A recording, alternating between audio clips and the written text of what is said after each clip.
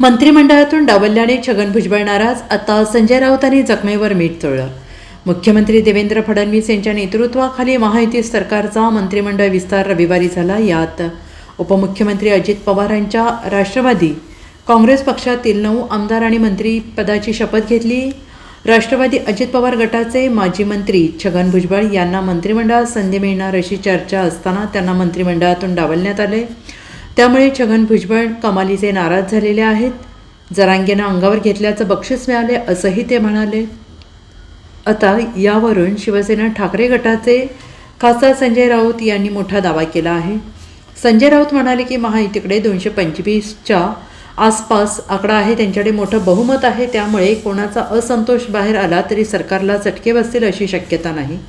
छगन भुजबळ हे ज्येष्ठ नेते आहेत. मधल्या काळात मनोज जरांगे पाटील यांच्या विरोधात भुजबळ यांनी टोकाची भूमिका घेतली आणि आमच्या सगळ्यांचं म्हणणं होतं की त्यांनी थोडा संयम पाळायला हवा होता, कारण दोन्ही समाज महाराष्ट्रातील प्रमुख सामाजिक घटक आहे. सगळ्यांना न्याय मिळावा ही आमच्या सगळ्यांची भूमिका असताना छगन भुजबळ यांनी टोकाची भूमिका घेतली, पण ती भूमिका त्यांना घ्यायला लावली. भुजबळांचा पुरेपूर वापर त्या काळात झाला. जरांगे यांच्या लढ्याला विरोध करण्यासाठी भुजबळांचा वापर झाला असं स्पष्ट दिसत होतं. नाहीतर इतकी टोकाची भूमिका भुजबळ घेऊ शकत नाही. ज्यांनी त्यांना टोकाची भूमिका घ्यायला लावली त्यांनी भुजबळांना वाऱ्यावर सोडलं, हे माझं आकलन असल्याचं त्यांनी म्हटलेलं आहे. आणि फडणवीस असे एकत्र मिळून त्यांच्याकडे 225च्या आसपास आकडा आहे आणि महाराष्ट्रात 288 सदस्यांच्या विधानसभेत हे बहुमत फार मोठं आहे. त्याच्यामुळे कोणाच्या मनातला अंगार किती बाहेर पडला, संताप, संतोष, असंतोष, तरी त्या ठिणग्यांनी हे जे सरकार आहे ईव्हीएम सरकार, त्याला चटके बसतील अशी शक्यता नाही. छगन भुजबळ ज्येष्ठ नेते आहेत. मधल्या काळामध्ये मनोज जरांगे पाटील यांच्या विरोधामध्ये भुजबळांनी टोकाची भूमिका घेतली.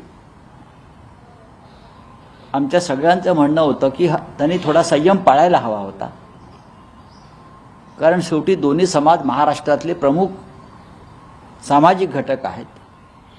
सगळ्यांना न्याय मिळावा, मग धनगर असतील, ओबीसी असतील, मराठा समाज असतील, ही आमच्या सगळ्यांची भूमिका असताना